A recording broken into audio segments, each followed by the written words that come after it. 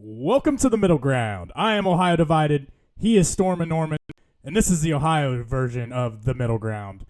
Got a lot to talk about tonight. Ohio State, number 3, Ohio State welcomes in number 1, Texas. There's a lot of parity that goes into this game. A lot of guys leaving. Texas has a weak offensive line. Ohio State supposedly doesn't have any players that can replace them. They both have new quarterbacks. Ohio State has new DC. Ohio State has a new OC. There's a lot to unpile. There's a lot to unpack here. We're going to get into it. I know the other night, Metal and I kind of hit on a lot of these games from a high level. This will probably be a more in-depth show in terms of how Ohio State could attack Texas, how Texas attacked them in the playoff, and just different things to break down and look for as we get into the game. Other than that, we'll come back at you with some more betting picks from Norm. Little rough start to the 2025 campaign, but hey, football's back. Just a reminder of this is how it kind of goes a little bit. But outside of that, Norm, how are we doing tonight? Doing great. We're officially back.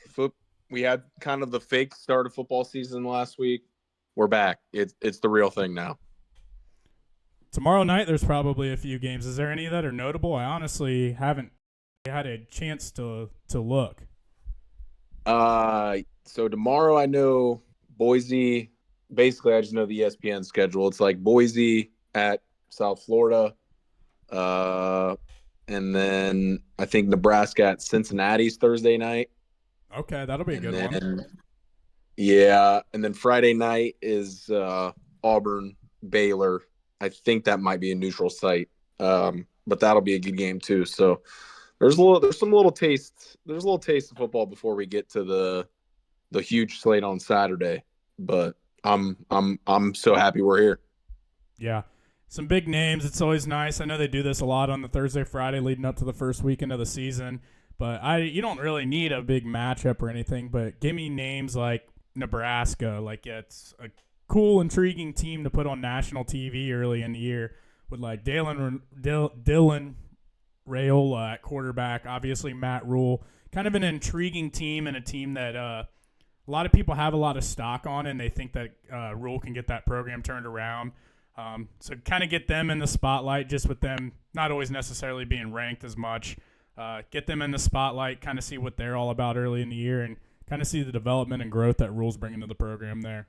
So,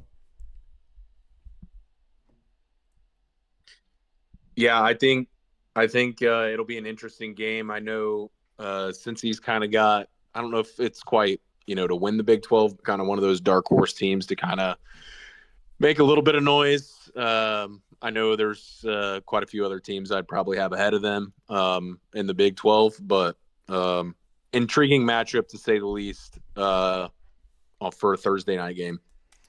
Do you think it's stupid to say that every team in the Big 12 could be a dark horse this year?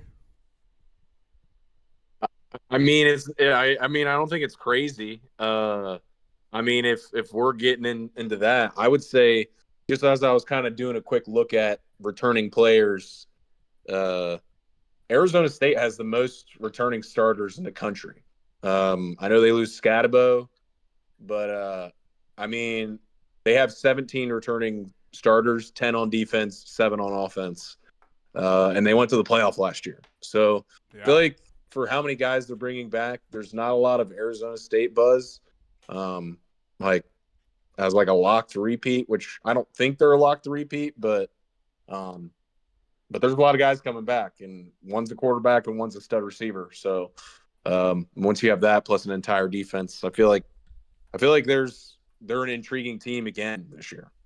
Yeah, I really like their coach too. I think he's a younger coach across college football, a guy that you could probably, if he continues to elevate Arizona State, and I mean, shit, if he gets in the playoffs maybe 1 or 2 more times, you have a big program out there that wants to look at a change, potentially an LSU, like a team like that, who things are not going well right now with Brian Kelly, and it's kind of a prove-it year for LSU and Brian Kelly. Is that a scenario that we could see him potentially elevate or take that next step in kind of the coaching world to take an LSU-type job? I'm not sure if it is LSU, but I would say out of kind of I wouldn't say like a blue bloods, but just kind of your higher named notable teams that are out there, like an LSU level team, and I think LSU could be a team that is in a situation where they're looking for a new coach here in the next couple of years. And I think that Arizona State's coach is definitely a guy that'll be on a lot of teams' radars like that. Yeah, I think the interesting thing with him is like he can kind of take over the Big 12. So I think there's a little bit of a luxury for even him to stay. So I think it would take the Brinks trip to get him to leave at this point. Because I mean, let's say they go back to the playoff again this year. He can kind of propose it as Arizona State owns the Big 12 and then kind of run with that versus going to the SEC and having to fight with 5 teams that are, on your same level versus the Big 12 where you can kind of separate a little more. Yeah. Yeah, for sure. I think Arizona State's definitely going to be a team to look out for, but when I say like every team in the Big 12, I don't mean probably every single team, but I think there's probably a good list of 8 to 10 that if you said that they could win the Big 12, I don't think it's absolutely crazy to say. So let's get into the kind of what we were wanting to talk about to get into the show tonight. The first notable headline on the board, Dave Portnoy banned from the shoe. Whatever's going on, this is one of the weirder situations I think that I've ever seen. I think that whenever you get a situation like this where you kind of have false reports, you have one side saying something, like you kind of going back and forth between things, I think it's always falls like somewhere in the middle. So supposedly it first originally came out that Dave Portnoy banned, or that Ohio State banned Dave Portnoy from the Horseshoe on Saturday. And then kind of Ross Bjork came out and said, well, the only people that are allowed in on Fox are the people that are going down to the field to do the pregame show, and that doesn't include Dave Portnoy.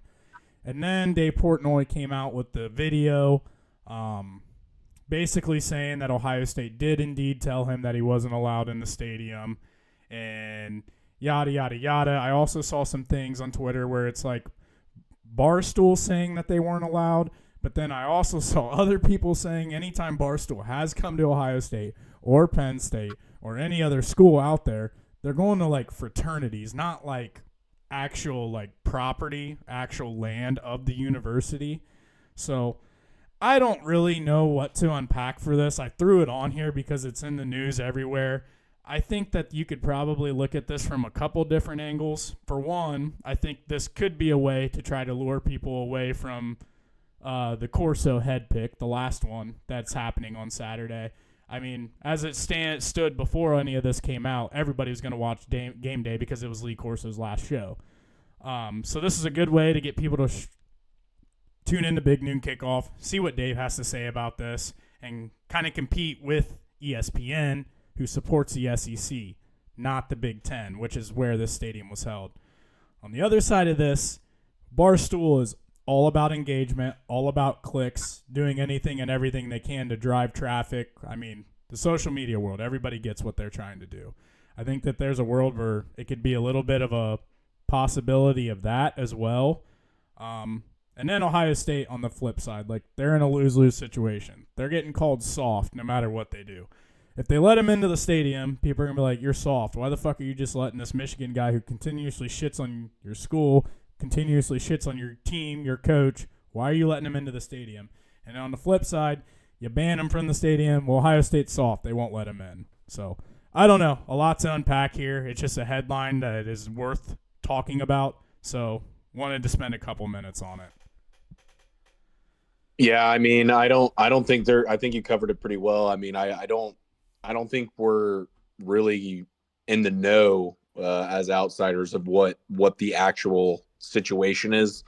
It's just a bunch of he said, she said at this point, and I mean, I'm sure it'll come out later whether that's who's banning who. Because I know the Barstool side of things, they're upset because they do a game day show themselves that are like before the game day, like actual game day shows. And I think they're going to try to be on site, and that wasn't allowed either. So, and then there was people like, well, was that Fox saying that they couldn't have their show there? Was that Ohio State? So, I mean, at this point, I don't think we actually know what any of this means. But I think it's just, like you said, it's a lose-lose. Like either way, Ohio State's probably going to fall, somewhere in the blame just because that's where they're not allowed at, if that makes sense. Yeah, it's a weird situation all around. It just seems like every 8 hours something new comes out about this. I think by the time Saturday comes, everybody's gonna forget about it once the games start and everything. But I really do think this has something to do with Fox just trying to drive traffic to their show to compete with the SEC, with the ESPN, trying to get people to their network representing the conference that they represent. So just another interesting headline. Obviously, Dave Portnoy, he's a master of engagement. He's a master of social media. So everything he does, don't get it wrong, everything he does is measured and calculated. So it's not just all completely what Ohio State's doing, what this is doing. Like, this is 1,000% a great thing for Barstool. It's bringing them clicks, getting them attention, getting them out there in the news. So I think it's probably a little bit of both and kind of falls somewhere in the middle, as we said. So Kevin Stefanski, he's getting blamed for sabotaging Shedeur Sanders. I don't know a whole lot about this. I'm not a Browns fan. I follow the Browns kind of from afar. Follow them on a day-to-day basis. I mean, basically what I see on Twitter and stuff. Obviously, Norm, you probably are a little bit closer to this situation. Can you explain why he's being blamed for this? And kind of like, is this a media type thing? What is going on here? Yeah, so I mean, the backstory of this is just opportunities that Dylan Gabriel gets versus Shedeur Sanders, situations that they're put in. Way back when, before the first preseason game, I know we talked about Shedeur not getting first-team reps and all this. With injuries in the QB room, people were like, well, he's going to be playing in the preseason game. Why isn't he getting first-team reps? Well, I mean, he's been the fourth string clearly the entire time. He was drafted in the 5th round versus Gabriel in the 3rd round. So, like, people have been talking about guys getting the same opportunity, but that's just not how it works. When you draft a guy before the other guy, they're probably going to get the benefit of the doubt. They're probably going to get better opportunities. That's just kind of how the situations work. So, 3rd preseason game, people were upset because Dylan Gabriel, he was playing a lot more with starters, second-string guys. Shedeur kind of came up with the mop-up crew and got destroyed. He did a lot of the bad things he did in college, holding on to the ball. I think he took 5 sacks. So inevitably, people were like, oh, the Browns are continually putting Shedeur in bad situations so that he fails, which at the end of the day, why would any team sabotage their own players? It doesn't make any sense. It doesn't make any sense. So at the end of the day, it's just people – I think it stems from a place where people – think Shedeur Sanders is a lot better player than what he actually is. I also think people are overreacting to, both preseason games. I mean, he played super well in the first preseason game, got me fired up. He played super bad in the second one. Doesn't really change my thoughts. I still think he's an interesting guy to have on the team moving forward. But I think the same can be said for Dylan Gabriel. So, I mean, I think it's just one of those things people need to pump the brakes on the whole, Browns situation that they have going on with the quarterbacks. Sneaking Kenny Pickett, they basically put a 5th-round pick on layaway to have Kenny Pickett. They trade for a 5th-round pick, which is what they traded for to get Kenny Pickett, that plus DTR. So essentially – they traded a 5th-round pick for Kenny Pickett, and now they traded Kenny Pickett for a 5th-round pick. So, pretty good, honestly. I mean, for a guy that was not your starting quarterback, you didn't care to have him as your backup. You basically get your 5th-rounder back. And it's from the Raiders versus the 5th round this year was with the Lions, so they're actually probably going to move up in the 5th in the 2026 compared to 2025 draft. So, a lot going on in the Browns QB room. One less quarterback to join the drama, but there's still 3 there, or I guess still 4. If I've seen some Deshaun workout videos of him throwing a ball. So I don't know what he's trying to do, but hopefully staying away from the team. But yeah, a lot there. Yeah, I think the other part of this is we've talked about it before. Like, you throw Shedeur Sanders into a headline or any kind of article, any content you're putting out, it's automatically going to get clicks. And another thing that I had talked to you about the other day is I did not realize that Cleveland's media is as toxic as what it is. Like, from the question that they asked Myles Garrett the other day about some stupid question about his speeding ticket to like just like this type of shit, just trying to pump this into the headlines. It's just like I was shocked. I couldn't believe how toxic like Cleveland media is, but it sounds like it's been this way for a while. It's the whole factory of sadness. They love. It's just like there's they're more used clicks to on like things. They're just used to like everything sucking. So anything good, they just have to find a way to like portray it as being ass. Yeah, I mean they would prefer to write about suck than good. That's what they've done. That's what they know. And the old guard is like that. They love to talk shit about the Browns. It's kind of how it's been since they've been back. That's just what it is. The Cleveland media itself is as much to blame as the organization is for just how they're portrayed. The Browns, like the organization in the past, had done plenty of work itself, but the media always spins things to get fans in a frenzy.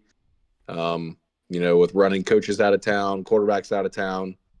Yeah. And if there's one thing we know about successful organizations, it's generally like the status quo isn't always bad. Keeping coaches in there, quarterbacks in there. Have we had coaches and quarterbacks that we should have kept? Maybe not, but either way, continuity generally is helpful for an organization as a whole. So, yeah. And that's one thing the Browns haven't had. And, organizations plenty to blame for that, but the media has been influential as well. And that's something that a lot of people don't really realize. Yeah, continuity seems pretty common sense and something that you definitely need. But yeah, it's just weird how they kind of just drive these negative narratives out there and just try to. I mean, I get what they're doing. They're doing their jobs, trying to get people to read their shit, engage with their shit, watch their shit. I mean, that's the name of their game. That's the business they're in. But it's just kind of wild the approach that they take. On to the Cincinnati Reds. They're done. It's over with. The 2025 season is officially over.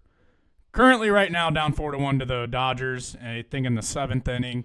This will be the first sweep that they have had the entire season, and here we are again. Like, I feel like it just any time over the course of the past 10, 15 years, it hasn't been that many times. Don't count the COVID year; that doesn't count. Anytime they've had any kind of competitive team, it just seems like once this team hits August, gets closer into September, like they just don't have enough to get over that edge. I mean, you look at like a week ago, you're sitting half a game back.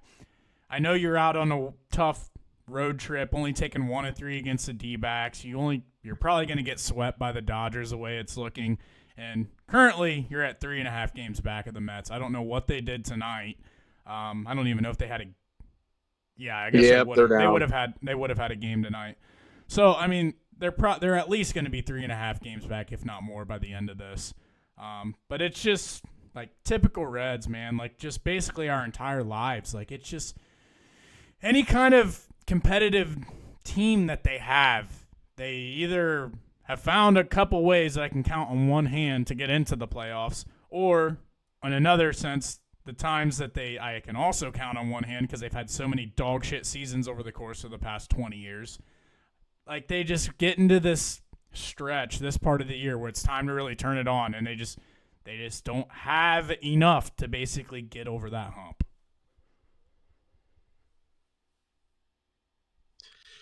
Yeah, I mean it's super sad. I mean it is what it is. We knew it was going to be tough with the schedule they had at the end of the season. Um, but I mean the bats have just left. Um, and it's at a time of the year where you need them the most. And I think a frustrating thing that is very Reds is I think the whole Sal Stewart situation. Um, I at this point it Like, why seems is like he not up? they're trying to hold on to that service year, which is a very small market, very Reds thing to do, because I'm pretty sure that deadline uh, ends here soon. Isn't it September 1st Um, where all that? Isn't it September I 1st? Somewhere around there, I think think. so. I know it was around September because that's when you got the expanded lineup. Uh, I mean, I think that they have some really good young pieces. It's like we've been saying this for like 3 years now. I don't know what the direction is. Like they made the moves at the deadline. Like I think they would be probably under 500 if they didn't get the 3 guys that they got. I don't know. Like it's just continuous offensive issues. Like I think that Sal Stewart is a guy, and we can dive into this in another episode later. But just kind of like immediate emotional feelings as we like here we are. Like it's just like here it's year after year after year after year after year after year. It's just like the same fucking shit all the time with these guys. And it's like I don't know who to blame anymore. Like I blame the ownership. I have this entire time, but like Kral's brought in guys. Like they have young talent. Like I like what they're doing, but it's like you're in this fucking window. Go like I don't know, fucking win. Stop starting seasons 3-7. You fucking start behind the 8 ball. I think that is honestly their biggest issue. They start so goddamn slow all the time, and you fucking if you get to a point where you're playing from behind half the year, and that's their issue. If you can go out and put a good solid first 2 months together, then you can have some errors down the road and still not feel like you're just losing everything. yeah, I think it's one of those things it's the downside of them being young in MLB years. Like, because the thing is like Hunter Green was rock solid to start the year. We talked last week about McLean being hot to start, and Ellie being hot to start, and then there's like the specific players were hot, but then they weren't winning games, and then we hit the middle of the season, and we're getting lulls from a lot of different players. And I think obviously baseball is such a sport that's so up and down like that, but there hasn't been enough consistency from enough players, and I think that's the bottom line. Because I know Ellie's been slumping a little bit recently, but I would still consider him as a consistent player this year. Friedel I'd consider as a consistent player this year. Marte I'd consider as a consistent player this year. When you look at the bats, I'm not sure there's anyone else that we could say has been consistent the entire season. Yeah. And then the last thing I want to hit on before this, they're trying out Noel V. Marte in center field. I know that they say like he has even faster sprint speed than like Ellie even does, but like I just have never seen him as a center fielder. I can see him out in right field. He's had struggles. He was out in center last night and had a really bad play where he clearly just did not judge the ball at all and it went over his head. But I think there's a possibility where you could see him being a competent right fielder at some point. I think center fielder, like, speed matters, but having the natural ability to be able to read balls off the bat matters more. Like, earlier in the year, people were bitching about TJ Friedel's sprint speed and all this shit. And I'm like, what the fuck does it matter? The dude tracks down every single fly ball in the outfield because he's just that good at reading balls off the bat. And like, it's one of those things you can't really teach. Like, I feel like it's just something that you kind of just gain as you grow up playing the game of baseball, like just that natural ability to read balls off the bat. I think it's really hard to just stick a guy out there, especially against the best hitters in the world, and just turn it on and start doing it. I didn't really necessarily like throwing him out there on Tito's half. Like, why are you throwing him out there and you're in the middle of a playoff push? Like, this is something you work on in the off season during spring training and things like that. But I don't like the experiment, to be completely honest. I think keep him in right field. Don't put too much on him. He's already going from the infield out to the outfield. I just didn't really understand putting him in the lineup, putting him in that tough spot, and basically asking him to figure it out on the fly when you're in the middle of a playoff run. Yeah, I think that's the biggest thing. Like, you're already asking him to kind of figure it out on the fly with the whole going to right field situation. So then you're like, well, play center where you have to cover more space. And I know there's I know there's been talk that I've seen before that quote unquote, like, center field is like quote unquote easier for certain things, but at the end of the day, you still have to cover more space in center field. So it's like, for a guy that's not as used to it, he's not going to be as, prone to jumping balls like you said a guy like Friedel does. So it's like, even if a guy has the ability to play center field, it just throwing him into the fire like that is wild. Like, right field, you can hide things like that a little bit more because there's less space they have to cover. But I thought it was wild too. I thought you made a good point about that. That's an off-season thing. Like, whether you think he can play center or not, like, that's got to be. He had to have been playing some in spring training or somewhere before, like, because at the end of the day, it just seems like it's like, well, he's been doing okay and right, let's just throw him in center. Okay, but he hasn't been great. Like, he's misjudged a number of balls. Like, I just don't see how he's performed in right field and be like, oh, now's a good time to try him out in center.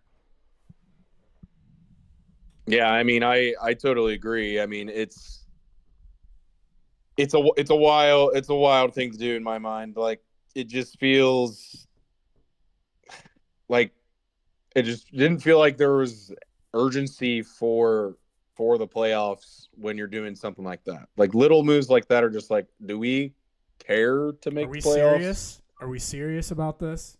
Yeah. Like, from top down, like, because the thing is like, they made trades, they added to places where they needed help, and then things like this happen. You're like, okay, well, maybe that can just be thrown out. Like, at the end of the day, I think it's summed up as easy as what you said about it's just what the Reds kind of do. Like, and this year they didn't benefit from having their division being, as good as it's been. So I think it hurts a little bit more. But I mean, at the end of the day, if they end around 500, they weren't going to make the playoffs anyway. So right. Just the life of being a Reds fan. It's just another year, and yet here we are. So transitioning over to the Browns and the Bengals real quick. First off, on the Browns, we're going to talk a little bit about the quarterback situation. Norm went into it a little bit more. Obviously, the Kenny Pickett trade, I was a little surprised by that, but I understand it. I understand you have Joe Flacco. You got two other young quarterbacks behind him. Basically, go back and get your fifth-round pick back. I like looking at it from that lens. But yeah, what do you guys say about the Browns quarterback room or anything else on the Browns in general? Yeah, no, I mean, I think I covered a lot of things that I wanted to talk about. I mean, I think the main thing with the Pickett thing that I could even expand on more is, like, the Browns basically traded all of their late picks in the 2025 draft, kind of alluding to, we don't really see it as a deep draft where we want our picks back there. And we'll take a luxury pick like Shadur Sanders in the 5th because we don't really see other, guys, really standing out enough where we're going to try to acquire them. So they basically moved the whole Kenny Pickett thing to move the 5th this year to turn into a 5th next year, which they seem to be loading up more on picks for next year. Which is, partly because they, aren't likely going to be good this year, and secondly, just because I think they like the class depth. I would imagine a little more. There's a lot of quarterbacks. I think when there's a lot of quarterbacks at the top, I think it just naturally makes other guys, fall more, and just allows for a little bit more flexibility for teams that don't need a quarterback, and they may need a quarterback. So they kind of have both sides of the coin on that, but it'll be interesting to see. I'm really interested to see some of the quarterbacks, that have been getting hyped up going into the offseason or going into the preseason for college football. It'll be interesting to see guys like, Lenore Sellers and Mendoza from Indiana. Some of the guys that haven't been talked about as much. Seeing how they look in comparison to the main guys that have been talked about for a while now, like the Nussmeyers and Klubniks and Arch Mannings. So I think there's a lot to talk about 6 weeks from now with the Browns when we're looking at how Flacco's been doing. Maybe Gabriel's gotten time. I think there's going to be a continuous QB battle with Gabriel and Sanders. That's going to kind of be interesting in its own way. So I think that situation is going to continually be one. Yeah, I banged this drum from day one with the Browns. Is like whenever they had the number 2 pick I think they had, and they traded back this past year, I was like, this is not your year to take a quarterback. Like, this is not the year to spend that pick on a quarterback. Sit here and try to figure whoever the hell out at it. Like, you knew it was either going to be probably Shador or nobody else. Like, I think it was pretty obvious Cam Ward was going to go number 1. But you probably sit there and you have the distractions with Shador. You get 3 to 4 years in, and there's a chance you could be right back in the same spot. Obviously, there's a chance with that with any guy that you take. But I think that there's just better NFL talent that's going to be in this upcoming draft. I think if you can get through one more season of sucking dick so you can get a high draft pick while keeping that defense intact, if you always have that defense, and then bring a competent rookie quarterback in who is a guy that you can kind of build around for the next 10 years or so, I think this is a draft to do it. I've always thought that the last few months or so. I think the Browns are in the right direction. They're obviously in kind of like this bridge year. Maybe they like what they see out of Dylan Gabriel, Shador Sanders, and they can spend their pick elsewhere next year. But if you're really looking for one of those guys in the league, like you talk about like the Burrows, the Allens, the Mahomes, the Herberts, like the big names that are out there, like you almost got to find those level of guys in the top 5, top 10 of the draft. And I think that I don't know if any of these guys in college now could be that.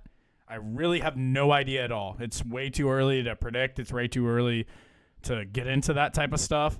But I think your chances are higher this year than what it was last year in this draft. No doubt. So the Bengals, they've made some noise the past couple of days, some positive noise. And I will go out on the record and say I have to give them credit. I am typically very vocal about Mike Brown and Katie Blackburn and just the ways that they go about business. But they have, I got to give them credit for the last few days. So they got Trey Hendrickson done. I don't know if it was ideally what you were exactly looking for. It was basically just a raise for, I think he went from like $16 million this year to $30 million for a 1-year deal. I know that there's some red flags out there in regards to his age with him being over 30 years old. I think that the Bengals fall into this a little too much. They did the same thing with Andrew Whitworth, got a little bit scared of his age. Well, then he went on to play another really good 5 years and win a Super Bowl with the Los Angeles Rams. I think Trey Hendrickson is just a guy that he's no bullshit. He's going to show up every day and work his ass off. And he's had 16, 17 sacks the last 2 years. And it's like, okay, well, let's look. If he does fall off, if he falls to 14 sacks, I'm still taking that. If he falls to 12 sacks in the year after that, I'm still taking that. Like, I don't think you really needed to get him under a real long deal, obviously due to his age. But, I mean, nonetheless, you're going in. We're not focused into the future. Right now, we are focused on the 2025 season. He's on the team. He's your best defensive player. He's been the NFL sack leader the last 2 years. You had to get it done. Props to you. You got it done. On the flip side of that, they also signed Dalton Risner today at right guard, a huge, massive spot that showed struggles through preseason. They filled that spot. He was one of the highest rated PFF graded true pass set offensive linemen last year in the NFL. So a really good pickup, a huge area of need. I think this is the best offensive line Burrow's ever had. So I'm excited for the offense. I think the offense there will be zero issues at all. Still, obviously, a little bit worried about the defense. They've spent, I want to say, close to 10 draft picks over the course of the last 3-4 years of top 3 rounds on defense. So you got a new defensive coordinator. You got that young talent in there. They're now getting into their second and their third years. Let's see what the NFL's leading sack leader, if we can put something together on defense, provide some kind of competency for the offense, and I think all we need is average, and we'll be okay. But other than that, you have any comments or anything on the Bengals, Norm? That's about all I had. Well, I was just going to add one thing. I was a little surprised that they actually caved and did it. I guess it was the only way that, well, not the only way, but I mean, it was the way the Bengals were going to get him to be somewhat happy, but also, not locking up long term. I mean, I get it from both sides, but at the end of the day, it's like one of those things where it's just like, pay the guy, Yeah, the guy's producing at an elite level. You can complain about, certain things or certain, run game or whatever, but the guy's producing a lot of negative plays for the offense, and that's what you need. Yeah. Like I said, I have to give the front office credit. You got Trey done. You brought in Risner. You gave Burrow the highest paid quarterback a contract of his time. You gave Jamar the highest non-quarterback contract of all time. You got T done. So a lot of these kind of things that people were saying about you the past 3 or 4 years. How are you going to keep Joe? How are you going to keep T? How are you going to keep Jamar? How are you going to keep Trey? It's like, all right, you guys kind of gone out here and done this. I didn't really expect it, to be completely honest, but I'm glad you guys are kind of realizing the opportunity that you have in front of you a little bit. I think that for them to go out and get a lot of those guys done, they're spending the cash. There's no short of money that they're holding on to at any point at this point in time. But you have to give them props. This is exactly what everybody was saying that they wouldn't do, and now they're doing it, which is positive to see, at least from my perspective as a fan. All right, on to the Ohio State Buckeyes. Number 1 Texas travels to Columbus to take on number 3 Ohio State. Ohio State opens the game at a 2.5-point favorite. 47.5 is the over-under. We will get to the picks later, Norm, so don't worry about giving your pick here.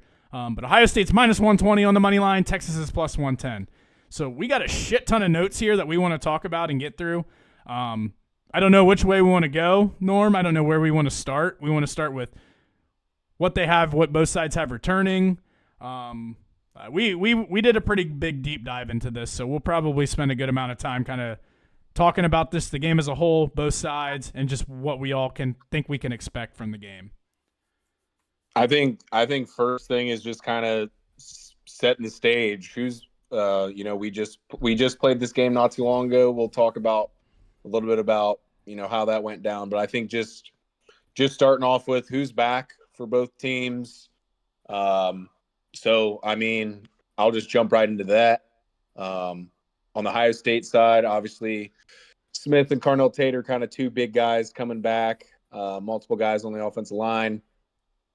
Defense, I'd say the 3 main guys and the 3 starters that would be coming back: Styles, Igmanosin, Downs.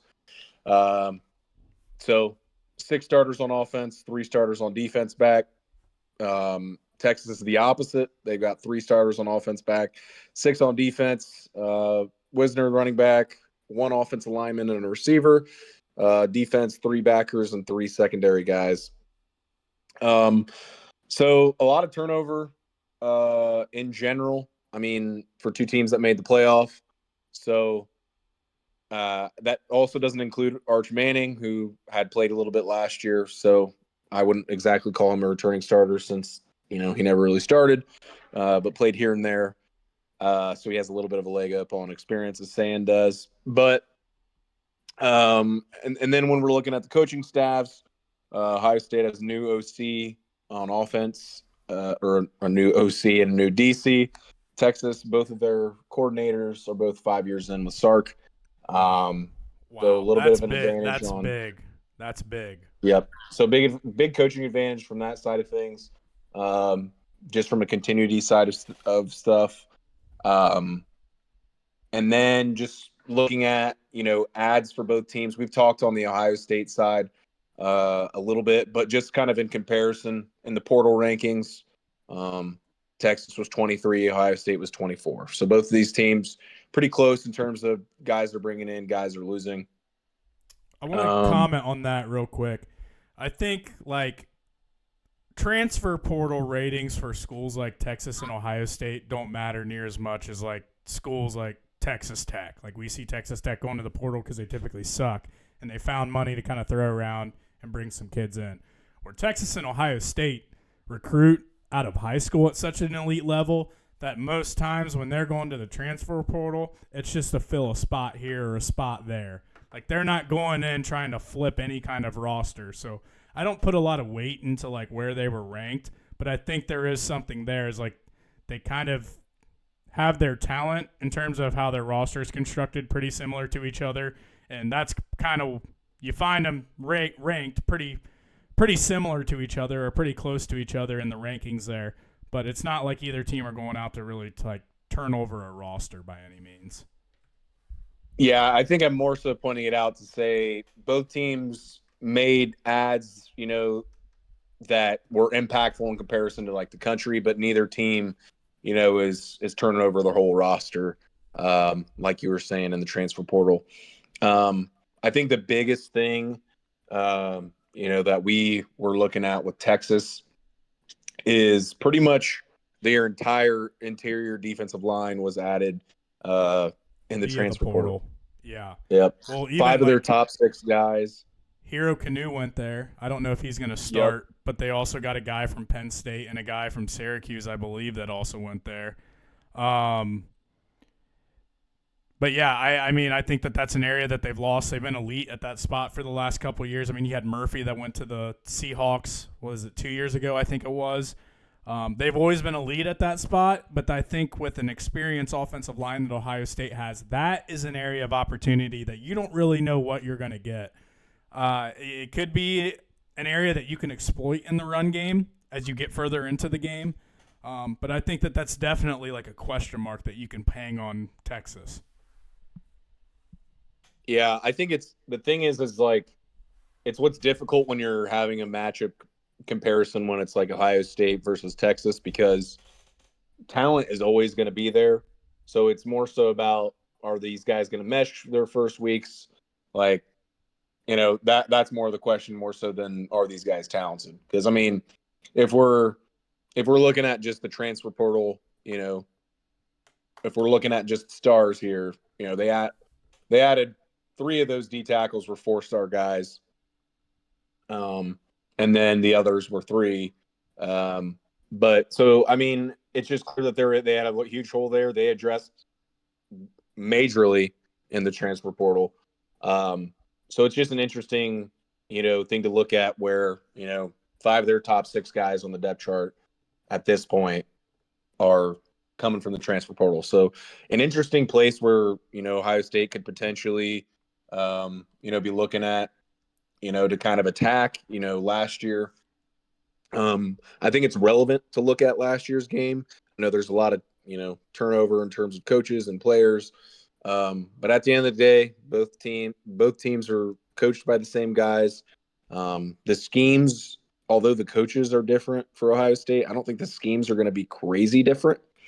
So I think when you're looking at, potential ways that Texas will attack us, or we'll attack Texas, or how they'll defend us and how we'll defend them, I think that game's recent enough where I think it has, some little details where, these teams will kind of showed, how they would attack each other. Cause, it's not like they're holding anything back in a playoff game either. So, right.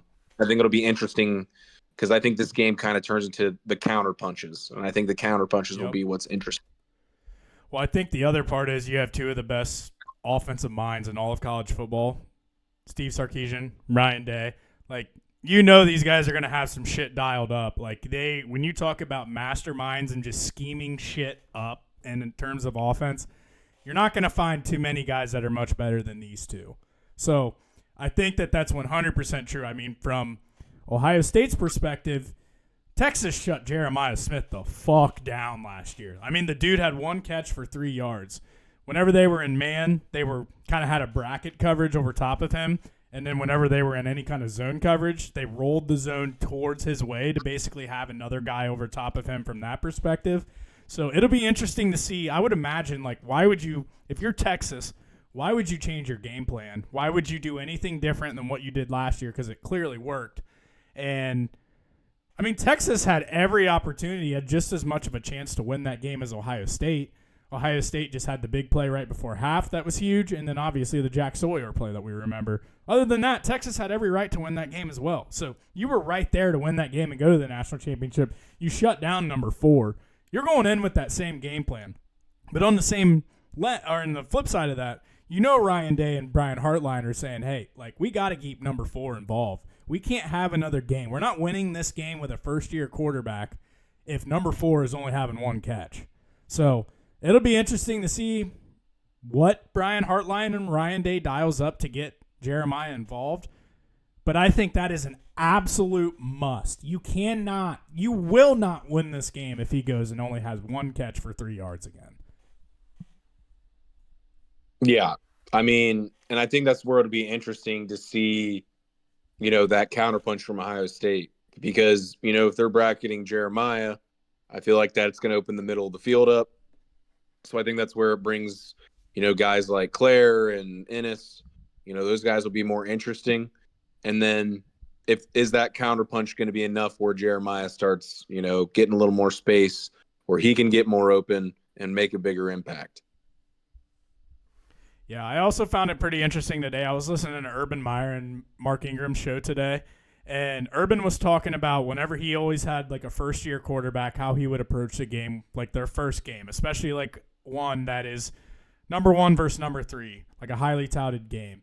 So he explained that a lot of times his first pass or first couple passes, he never wants anything over the middle of the field because what happens is guys have a ton of adrenaline, they overstride, they air the ball, and that's whenever you have picks over the field. Where if you throw it outside the hash to get his first few throws in, kind of get the rust off of him, get him settled in a little bit, at least if he overthrows, the ball's just sailing out of bounds, and there's probably not a defender that's standing back there when you go outside the hashes. The other part of it is, and I really like this point that he made, is his biggest thing for a first game or really young quarterback is just get me 2 first downs. I don't want you worrying about anything else. I want you to go out there and get me 20 yards, get me 2 first downs. And what that does is typically, unless you're basically backed up inside the 5, obviously, what that does is that at least you flip the field at that point, is how he explained it. So you're either around midfield, pretty close to midfield, where if you don't continue the drive, you just back them up and make their offense have to go the whole field. I thought that was extremely important going into this game where you have a really experienced Texas defense where we're not coming out here expecting you to put 35 points up the board. We might only need 24 to win this game. But if you can win the field position, if you can move the chains enough to own that field position battle and not make that backbreaking mistake, I think that is a formula or a path to success for Ohio State and ultimately coming out on top in this. Yeah, I think those different layers, like I think it's interesting to think of it from the Texas side of things too. Because when you're looking into last year, their yards per carry was about 2 yards per carry. They weren't getting a lot of action, between the tackles. But something that we both noticed was they were utilizing the running backs in the passing game quite a bit throughout. It was something I pointed out. I was like, on one guy. Yeah. So and the thing is like it takes advantage too of, a guy like Sonny is very downhill, and in man, it's harder to be downhill, because they're coming at you. So I think it'll be interesting to see how much the running backs are utilized in the pass game. Obviously, Wisner's back; he was a part of that. But I think Baxter and Gibson are both interesting guys to be able. I think if we're grading, us versus them in different rooms, I would probably give their running back room the edge. It's deeper, probably more highly touted, and I just think they have three very solid guys with Wisner, Baxter, and Gibson that I think if they can utilize and find ways to kind of open it up in that pass game enough where Ohio State has to start kind of spreading out with them, where maybe that run game comes back. I think that's an interesting wrinkle that they probably could have even exposed a little bit more. Running backs in that game caught 11 passes. I wouldn't say it would be more, but I think maybe more impactful running back routes where where the running back is either a primary route or is some type of route that's going deep to try to take advantage of linebacker one-on-ones. Yeah, and I think that really goes to show what we were saying earlier, just in Sark's ability to scheme shit up. Like, he saw Sonny Styles struggle mightily guarding their running backs last year. I mean, they completed multiple passes. That was one of their 2 touchdowns, was scoring on man-to-man. Sonny Styles has a responsibility. The running back, he leaks out the backside. Sonny Styles is not great in coverage. I think you're going to 100% see some sort of approach again like that. I think that you're going to see Sark try to get one-on-one matchups like that once again, because I think he knows that Ohio State has a lot of the talent on the edges where our corners can run with their wide receivers. I think that is an area that they're going to try to exploit. And I would imagine, just as Ohio State, you're going through self-evaluation. Like, how do we get ourselves to not be in a situation where we have a linebacker guarding a twitchy, fast running back? That just sets us up for failure. So, yeah, I think that's definitely going to be an area of focus for both sides. For one, how do we get matched up on Ohio State's linebackers? And then for Ohio State, how do we avoid getting into those scenarios? And I think another really big piece of this is it sounds like what Ohio State's been trying to do is not have Caleb Downs play safety and have Jalen McClain and then Malik Hartford take the safety spot and then move Caleb Downs over to that nickel role where he can kind of move around, change things up. I mean, they literally call the guy a coach on the field.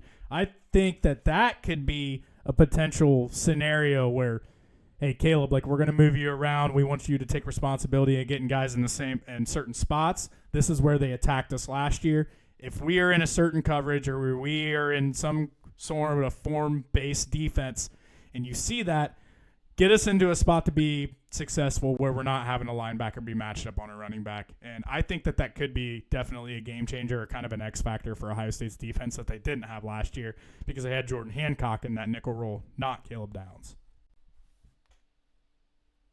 Yeah, I think that's what's interesting with Downs is just his ultimate flexibility in general. And I think it'll depend a lot on what Ohio State's plan will be, whether it's a majority of man, majority of zone.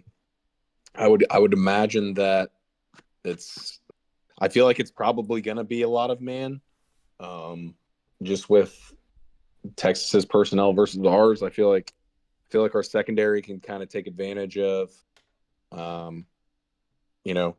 know there's not a lot of experience in terms of guys that were starters and playing a lot of snaps, but I feel like it's a good enough group to be able to, kind of see as a win when, I know Texas has some, highly recruited guys that are going to be playing, but not a lot of guys that have made a major impact yet. And I think any time that you're facing a quarterback that's I know Arch hasn't a lot of time, but he's already the presumptive number one pick in a lot of people's minds. And a part of that's like a guy like him takes advantage of easy throws. So I think a lot of times that's kind of force us to play man because especially early to not let him get in a rhythm and a flow in game one and just continually hound the receivers and make throws difficult.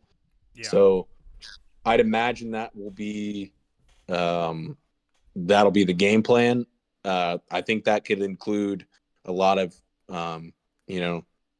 like different pressure plans. I don't know if that necessarily means the creativity will be high on it with week one, but they're in a way they've been practicing all off season for Texas. That's the part that for a week one game. Yeah, you haven't played any games, but in a way that you've been practicing for this team for, 3 months. So, this has been game one. That's the good part of, having a game like this, the first game. So I think running man will ultimately be what we see, but it'll be interesting if they do run a lot of zone, what that looks like. Yeah, I think if you want to simplify this down, at least from Ohio State's defensive side of things, and how can Ohio State win? I think the two most important things are stop the run and get after Arch Manning. What you know is that they have a young quarterback and 4 new offensive linemen. Make his life hell.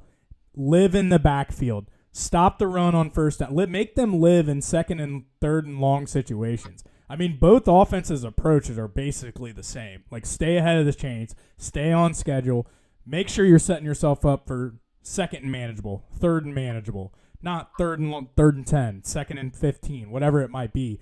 So I think, to simplify things down, what Ohio State's defense needs to do, and whatever that looks like, is you got to stop the run and you got to put Arch Manning in hell. I think that you really, really, really elevate your chances of winning that game if you can do those two things. Yeah, and I think on the flip side, I think we were touching on this a little bit. Like, how will Texas attack us? I think it's very going to similar, be, in my opinion. Yeah, I think it's going to be a different.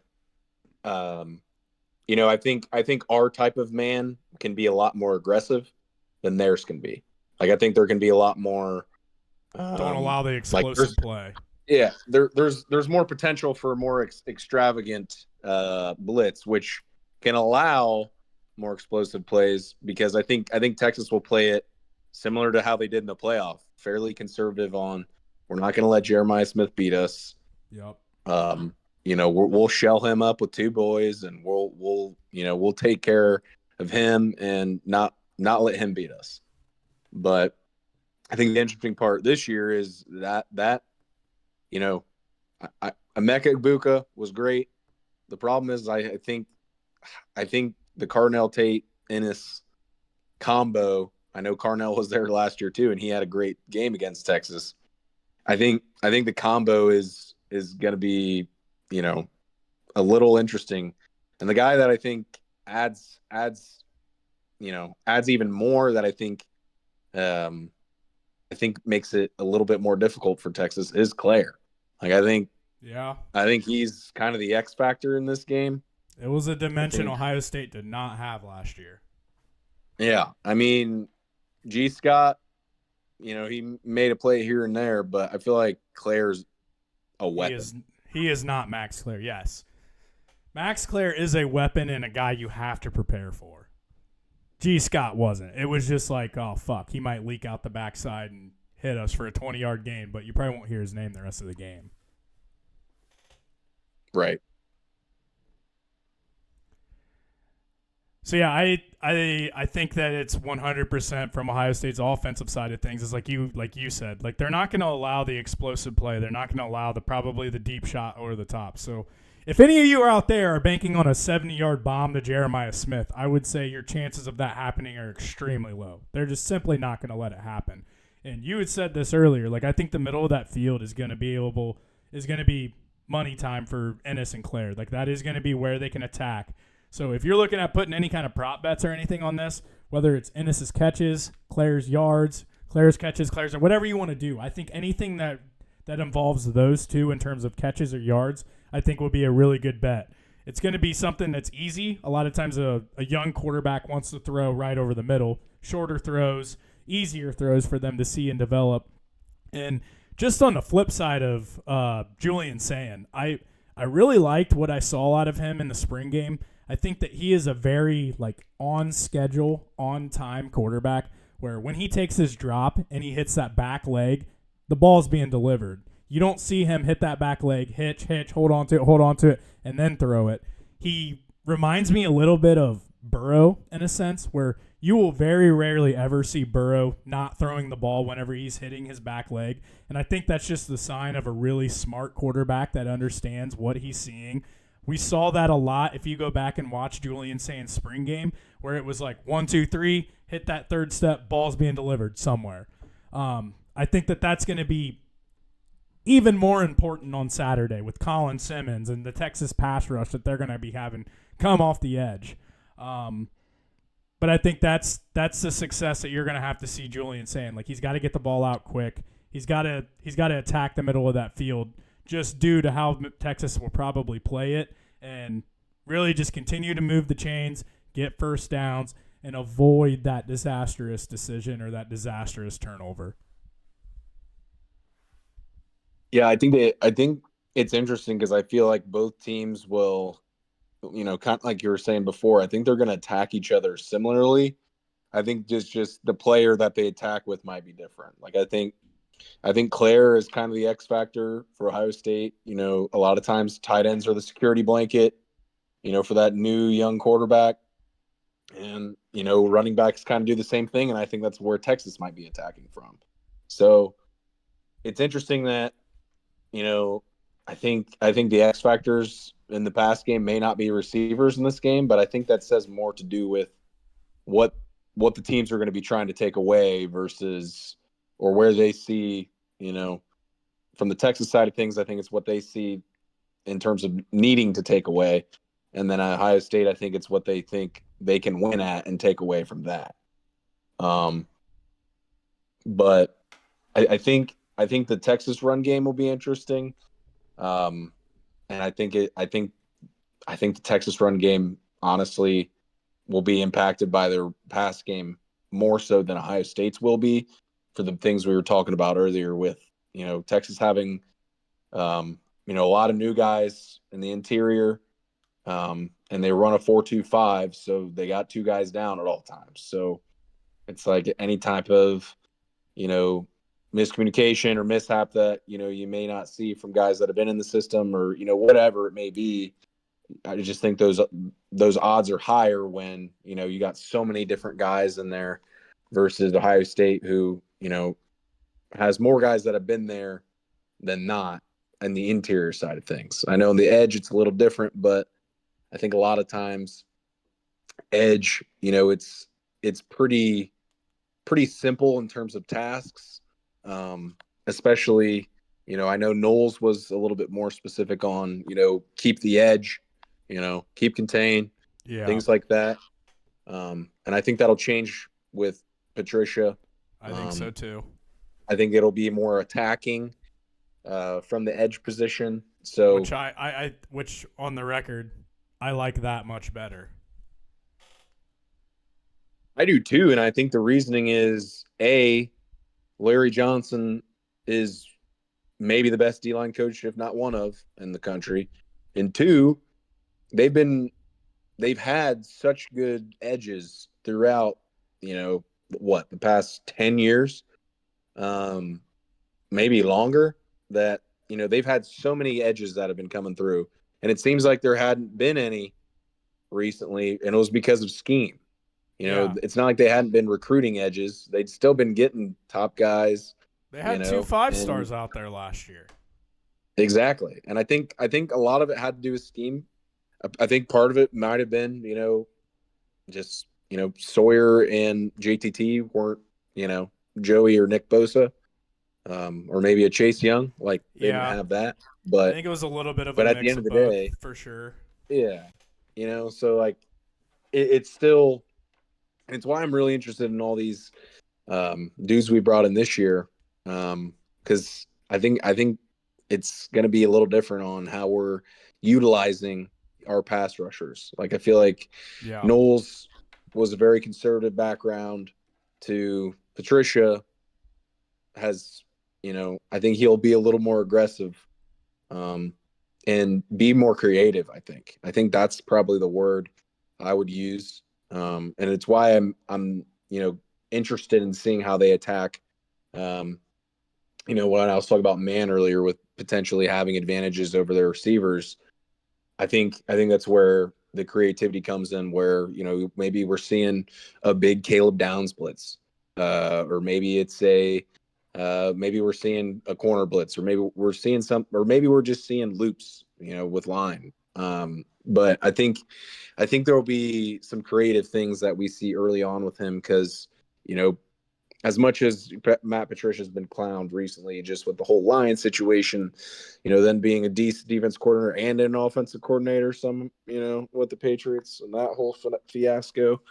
Um, I think at the end of the day, he's a good football mind, and Yeah. he's taken the Ohio State job because for him, you know, as much as Ohio State isn't exactly the chillest job, it's much easier to coach college defenses with Ohio State caliber talent Yeah, than it you got is 5-star NFL guys defenses. everywhere. Like Yeah, and the thing he's is got the not best everybody talent does. in the country that he can basically do whatever the hell he wants to. That's why I'm like, for the guys that are out there worried about Matt Patricia, do not be worried about Matt Patricia. All you have heard is everybody talk about how knowledgeable the guy is just about football and defense in and of itself. Like, I am not worried about Matt Patricia at all. He will make sure that he gets these guys in the best spots to be successful. He's got 4-star, high 5-star guys that he's working with here. Like, this is a clear talent gap that he's going to have in 90% of their games that they're going to play. Obviously, against Texas, that's an equal talented matchup, but he's going to be more talented than most of the teams that he plays, and I think he's going to put together a really good defense. I did want to note, like on you mentioned the Jim Knowles approach. I kind of think that was part of the whole falling out and what ultimately really was the beginning of the end of him leaving to go to Penn State.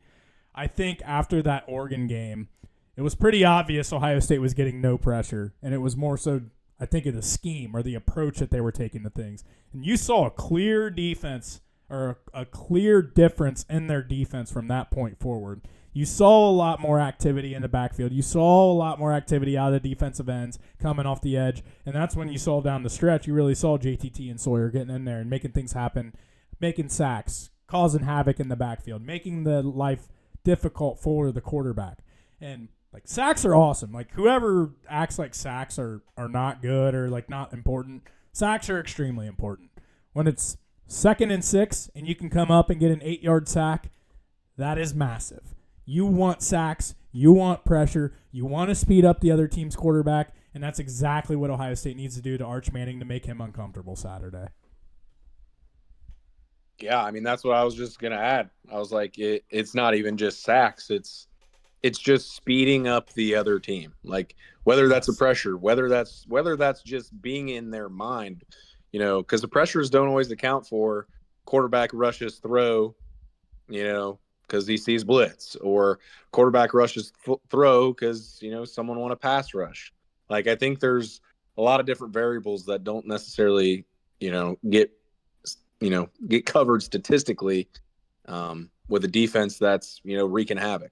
And I think this defense is just as primed to do a lot of what last year's defense did in terms of wreaking a lot of havoc. Because I mean, we look back at last year, there was a lot of havoc caused by the defense, and and at the end of the day, not just sacks, tackles for loss, with whether that's blowing up a screen, or just your normal tackle the running back in the backfield.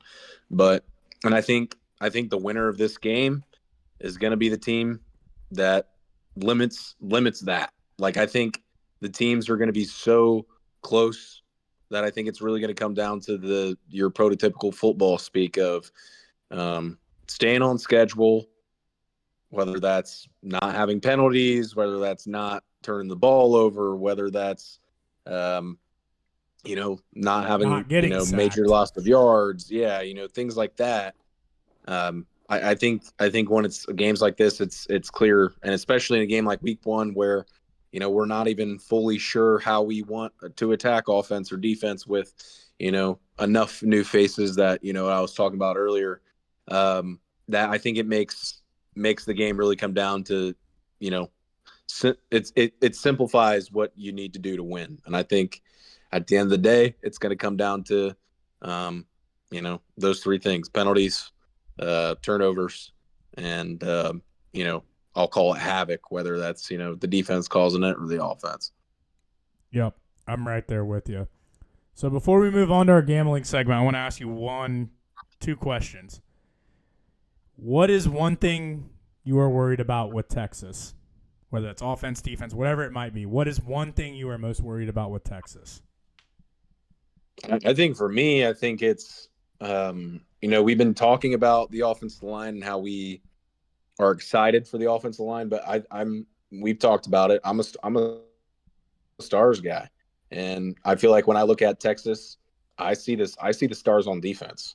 Colin Simmons, beast. Anthony Hill, beast. And then we talked about all these interior linemen they brought in. I mean, a lot of these guys were highly touted transfers. So I mean, if they come together and or big beef in the middle, we might be having some problems. And also Texas brought back a lot of their secondary as well. So I mean, they have the guys they have returning. They've got some studs returning plus just guys in the secondary. So I think their defense is going to be very good, and I think with that coupled with our offense having a lot of new guys and new faces and major positions, because at the end of the day, I think the game's probably going to come down to who's making plays, because whether that's Simmons with a sack or whether it's Peoples with a 20-yard run. I think those are sort of things that are going to truly separate, the two teams, because it's not going to be far. I don't think this is going to be a high scoring game at all. And I think, the offense that can, or even maybe a defense that can create a turnover that hands points or maybe creates points with itself.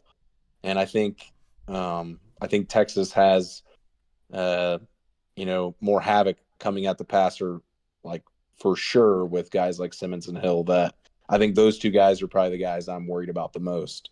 So I'll just overall say, their defense versus our new offense. Yeah. I like our offensive line. I think it's one of the stronger units on the team. But like you said, when you have the level of players like Simmons and like Hill, sometimes there's just not much you can do about it. You can come up with whatever game plan you want, but they're just that good that they're going to make shit happen. They're going to cause issues for you. And I 100% think that could be the case on Saturday. And then the last question. What is one thing that you really like about Ohio State? Whether that could be a matchup that you see out on the field,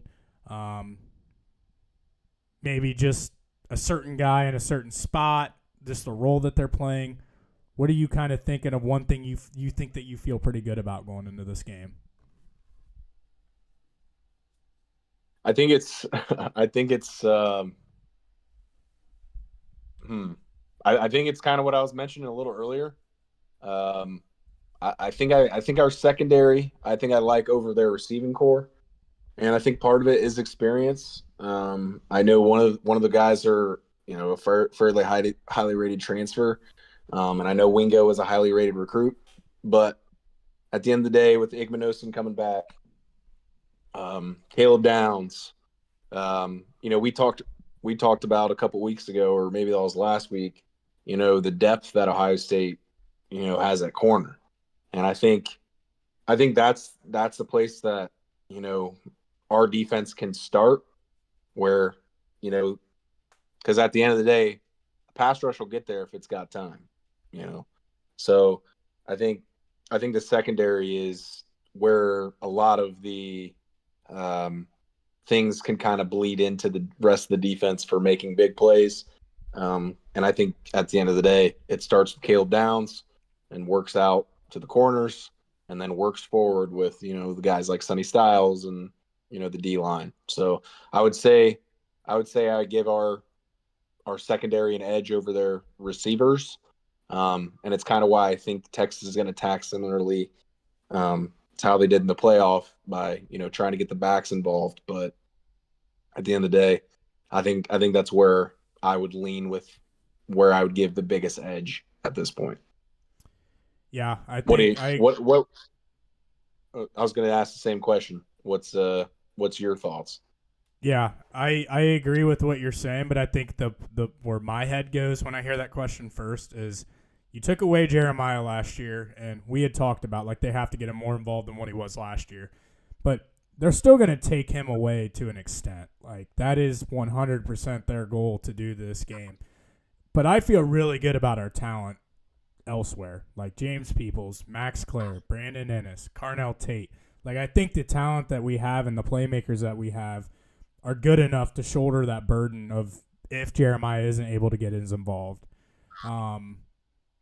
They're obviously in the spots that they're in. They are guys that you expect a lot of big things out of this year, and I think that those are maybe some spots on the team that I'm sure Texas are preparing for them, but I think it's an area that they maybe don't really know how good these guys are quite yet until it actually really happens. So that's an area that I feel pretty good about them.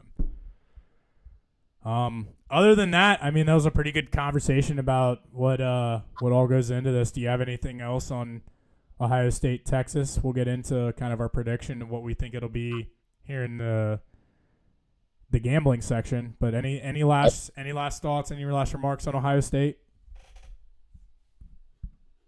I'll say it kind of as a transition to the picks.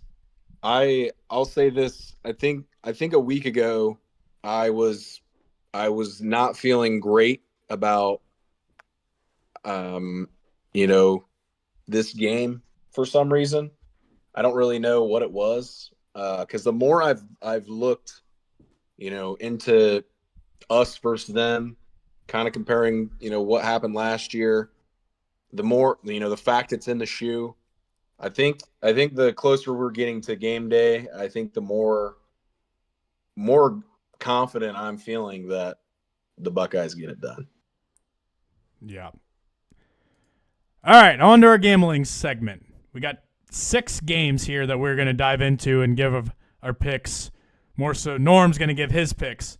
So, Norm, I don't know if you saw Curtis's comment or not, but he said he loves your picks. He said that he would like us to kind of keep track and see where you end up at the end of the season. Well, you started 0-3, so the good part is I got that on record. Yeah, the good part is you got an opportunity to bounce back with a full slate this weekend, and these are the games that we've picked. I went on record on Monday when we did Monday's show, and I picked Texas 23-20.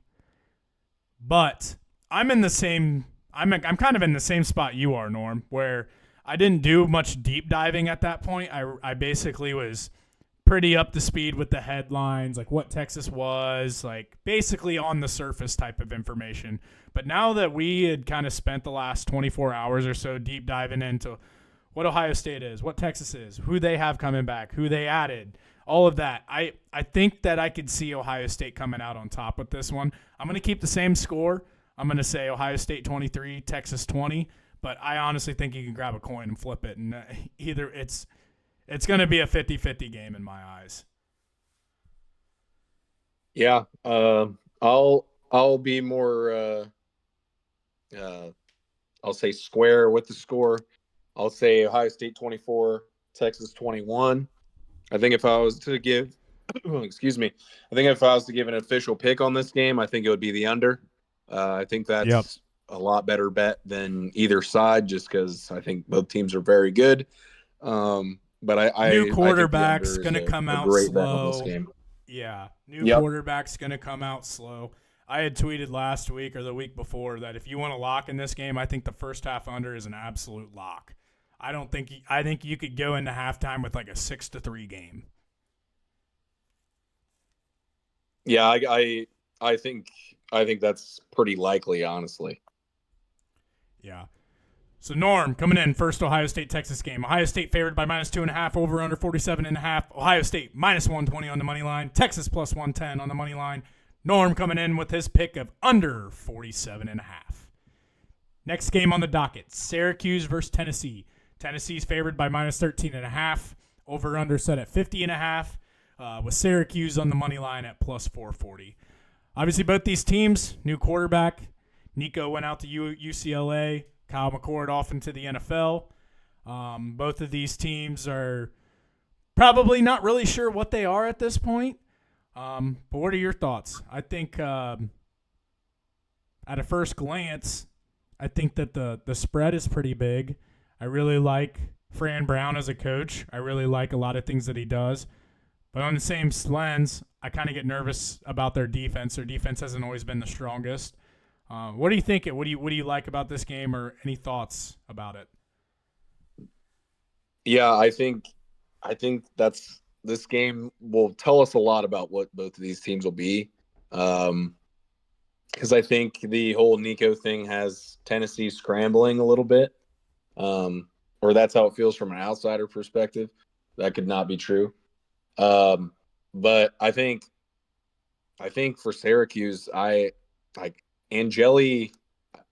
I kind of like as a player. I know it was short with the in the playoff, but I'd heard good things about him beforehand, and the fact that he wins the Syracuse job.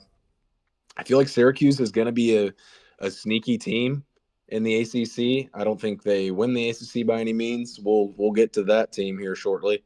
But I feel like it's one of those things. This feels like it's a week one. Game's going to be close. So this one I'm going give me Syracuse plus the points. Yep, that's exactly where I'm at as well. I just don't know enough about this Tennessee team or the quarterback that they're going to field out there, and that's a pretty big spread. So I'm right there with you with the plus 13.5. On to Alabama at Florida State. Alabama obviously missed out on the playoffs last year. Kalen DeBoer already on the hot seat down there the way it feels. Florida State coming in with a horrible season last year. Brought in Castellanos, a quarterback from Boston College. Castellanos kind of did some shit talking over the summer. Said that Alabama is not the Alabama under Nick Saban and the Alabama of old. Obviously, I never advise or ever support or think that bulletin board material is a great thing, especially whenever you are 100% going into a team that is much better than you. With all things aside, what are your thoughts on this one? This one's really interesting. It's the spreads. The spread's big too. I feel like there's an element to like Florida State just absolutely collapsing last year that makes people forget that Florida State was a team that was talented enough to be pretty highly ranked in the preseason polls. And I feel like there's, they're a team that generally holds quite a bit of talent. I think that's what makes it pretty interesting. At the end of the day, because I think I'm between two things here. I think I kind of like the over, but I think I'm going to actually just lock in Bama. I think I like Castellanos as a player. He's a little dude, but he's a dog. He's your prototypical dual threat quarterback. So I like him for Florida State. I think Florida State will be more competent this year. I would predict like 8, maybe 9 wins. But I think it's just tough drawing Bama right away. Which Bama, is coming off a pretty disappointing end of the season where they got clapped by Michigan, similarly to how Ohio State did. But But yeah, so I'll lock in Bama. Give me Bama. Yep, I'm right there with you. It's two things for me. For one, the headlines. I don't think that you want to put in on paper or out in the headlines, bulletin board material that this team that you were going to play, who has historically been far better than you, at least over the course of the past 20 years especially, you never want to come in and say that they're not the same team that they once were. They still have a lot of really good players, a lot of really good talent on that roster, and anytime you give a team like that extra motivation, it's never going to end up in your favor. The second thing, Ty Simpson. I think Jalen Miller was a good quarterback, but I think in a sense he kind of held some things back when it came to their passing game. He just wasn't a very accurate passer. He could throw a deep ball, but I don't think that he was a guy that could process the defense very well, couldn't deliver and make accurate passes. I think that you're going to see a better version of an Alabama passing attack with Ty Simpson under center. I think you see Ryan Williams, obviously, get him a little bit more involved. So I agree. I think I'm going to take Bama for those two reasons. I think better offense and don't give a good team with a lot of talent bulletin board material. On to the fourth game. I think number 9, LSU, taking on number 4, traveling to number 4, Clemson. Clemson comes into this one at -3.5. Over-under set at 57.5. Clemson is -160 on the money line. LSU is +155 on the money line. And this would probably be the one game that you could argue, this and probably the Notre Dame-Miami game, of the three, one of the best or the best game of the weekend. So what are your thoughts on this one on the surface? I think this game's going to have more firepower than the Ohio State-Texas, so maybe more entertaining for the viewer, normal viewer. Yeah. But I think this one is going to come down to, I mentioned returning players. Clemson was one of the top Power 4 teams in returning players, and a lot of those dudes are guys that are going to be drafted early on in the draft. I say this to also say I think Clemson, for betting purposes, would be my pick based on odds. As I'm seeing them at +900 right now. I feel like that's stealing for the type of team. I just think with the way Clemson had been going recently, I feel like people just forget that Clemson has won multiple national championships under Dabo with similar types of teams. A lot of those teams that were winning national championships, we think about the Deshaun Watsons and the Trevor Lawrences, but those teams generally had great defensive lines and good DBs, and that's what this team's bringing. A lot of those guys on the D line are guys that are probably going to be drafted in the first round. So I say that all to say I'm taking Clemson minus the points. If that scares you, take the juice, take the money line. But I love Clemson. This is last week you're asking about my favorite of the week, and I gave that to Stanford. This week it's Clemson. I think this game, we've seen LSU in big games. I think that kind of plays a role into it, and I just think Clemson is the better team. And I think just with historical, reasonings added to that, I've got Clemson -3.5. Yeah, I am once again right there with you. I think Clemson's really good. They got two guys on that defensive line that are going to be game changers for them. Cade Klubnik's back. And just as a fun fact, today, actually on Urban Meyer and Mark Ingram's show, Dabo Swinney was on, and he was kind of talking about Cade Klubnik's development over the course of the past few years. So one thing that he mentioned was Cade Klubnik was a 3-time state champion whenever he was in high school, and he didn't lose a single game less than 14 points. So what he went on to then say was his first year here, he never faced adversity in high school. Like, the dude only put up big numbers and won. And that first year, you saw him make a lot of mistakes where you and I are on record saying we weren't very high on him that year because he wasn't very good. He made a lot of really dumb decisions, just wasn't a good player. And talked a little bit more on how he went into last season where kind of learned how to deal with the adversity a little bit. And I think like the second 2/3 or 2/3 back half of the season, however you want to put it, you saw a completely different Cade Klubnik than you saw like the entire freshman campaign and then like week 1 against Georgia last year.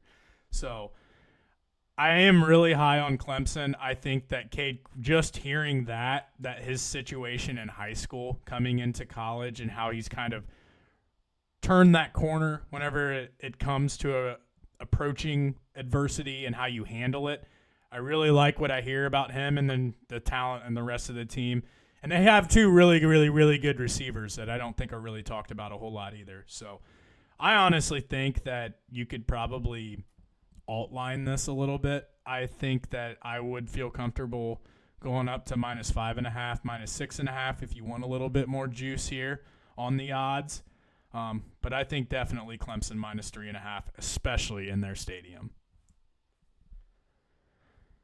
Any last comments on that game? No, I as I said, I'll just finish. I think Clemson. I think they're worth a ride. Obviously, I would prefer Ohio State wins the national championship, but if we aren't winning back to back, I feel like Clemson's odds are pretty nice. Yep, I'm right there with you. 5th game, Virginia Tech versus South Carolina. South Carolina -7.5. Over/under set at 52.5 with Virginia Tech at +265 on the money line. I don't know really anything at all about Virginia Tech unless I'm just forgetting something at this point. You may say something that I'm like, oh yeah, I knew that. But don't know anything about Virginia Tech on the surface.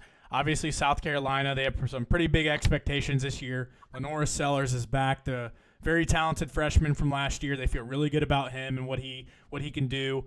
Really looking for him to elevate this year and then as a whole team in turn elevate. Where you at on this one?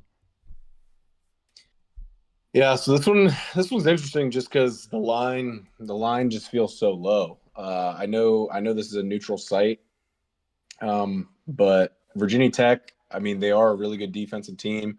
I think it probably or have been historically and were last year. But I think a part of it has to do with just the fact that Virginia Tech generally good defense. And it being week 1 with South Carolina, who isn't returning as many guys as I thought when I was doing my return lookup. But at the end of the day, South Carolina is returning a lot of guys in very meaningful positions. With Sellers at quarterback, you got Harbor at receiver, and Stewart, the edge. Dylan Stewart, yep. Yes, Dylan Stewart. Yeah, so a lot of the key players on the team last year, I know it's not just everybody's replaceable, but I mean, I think South Carolina just has too much power. I think it might be one of those games that, maybe we're seeing Virginia Tech leading at half or something. But I think inevitably, South Carolina takes care of business, and I think they probably win this by 2 scores. So I'll take the South Carolina -7.5. Yep, I'm right there with you. This will probably be a game that I won't actually put anything on. I just don't know enough about Virginia Tech, and I hate betting on stuff where I don't really know what one side is. But I would probably, if you held a gun to my head, I would probably take South Carolina -7.5 as well. And then our last game. This is, I believe, on Sunday night. It's a Sunday night game. What is Notre Dame? Notre Dame is 6. Number 6, yes. Number 6, Notre Dame at number 10, Miami. Notre Dame favored by -2.5. Over/under set at 49.5. Notre Dame is -130 on the money line. Miami is +120 on the money line. Notre Dame has a lot back. New quarterback in C.J. Carr as a quarterback over there in South Bend. Jeremiah Love obviously back. They got a lot of key pieces that were on last year's national championship run. Back on defense, lost Xavier Watts at safety, lost Howard Cross at D tackle. But other than that, I think that they're pretty well shored up in all the other spots on defense. Miami, obviously, you have Carson Beck that's coming in, Cam Ward that went out, guys like Xavier Restrepo that also went out. So I'm not really sure what to expect from Miami. I just don't know. I don't know if we're getting 2023 Carson Beck version or we're getting 2024 Carson Beck version. I think that that massively changes my opinion on things with this game. But where are you at? What do you think on this one? And for that reason, I think this is why this one's a keep it simple game. This is up there with Clemson in terms of thoughts. Like, I think this was just simply take Notre Dame money line. I think they're an insanely well coached team. They're going to have a great defense, and Carson Beck has seemed very lost in the good defenses he had played recently. And I don't foresee Miami having the offensive lines that Georgia did early on in Beck's time. So I think this one's a keep it simple. And this is probably my second favorite of the week. It being a standalone game only kind of makes me like Notre Dame more. I feel like there's a lot on Carson Beck's plate here. Your first game in what seems like forever is going to be against Notre Dame, the national champion runner-up. So that's a lot. And I feel like he hasn't been dealing with the pressure great over the past year. So give me Notre Dame. I think for me that's an easy choice. Yep, I'm once again right there with you. I'm really high on Notre Dame, not just in this one, but for the rest of the season. I think Marcus Freeman is a phenomenal coach. He's going to have a really disciplined team. I think the way he structures his team makes it easy to be successful year over year through changes on your roster. I think they obviously have a lot of pieces back this year. They have their best player back, one of the best players in college football back. Definitely, I am all board for Notre Dame as well. I think that this is, again, like you said, don't overthink it. Notre Dame's a better team. They have the better coach. Just give me Notre Dame. Not much else that can be said outside of that. So what we got? What did you go Ohio State, Texas? Did you take the money line? Did you go spread? That one I'm just going to take the under. I would probably as I said, I'd probably lean Ohio State, but we'll just lock in the under for the picks. So Ohio State, Texas, under 47.5. Syracuse, Tennessee, Syracuse plus 13.5. Alabama, Florida State, Alabama minus 13.5. LSU, Clemson minus 3.5. Virginia Tech, South Carolina minus 7.5. And Notre Dame, Miami, Notre Dame money line. Those are your picks. There's Norm coming in you with his weekend picks. 0-3 record. I like these picks, though. I wasn't sure last week. Last week, I honestly, like, you were forced to basically pick 3 dog shit games or just 3 random games out there. But I feel pretty confident about a lot of these picks. You were going through and making them, and I was already in the kind of the back of my head, like, that's exactly what I would have taken too. So, any other news, any other games or topics or anything you want to hit on, and just week 1, college football, gambling side of things, anything that stuck out to you that you wanted to talk about? No, man, I'm just excited we're back. We're gonna have plenty to watch this week. I mean, I think that was the bad part of last week was like I'm yelling at Stanford to just run the ball. This week we won't have to worry about that. We're going to be watching Clemson LSU. We're going to be watching, Notre Dame Miami. We're going to be watching some great teams play. We won't have to be, watching Hawaii Stanford. Yeah, for sure. Well, this is another good episode. If you come on out to Hondo's Garage, it should be an absolute ass disaster on Saturday. Watch the Ohio State-Texas game. He'll have the garage opened up, and feel free to come on out and have a couple beers. Other than that, that's all we got for this episode. Go Bucks. Hopefully they can find a way to come out on top. But outside of that, everybody have a good evening. Please like, subscribe, retweet, everything that helps make this show grow. Appreciate everybody for tuning in. Middle Ground out.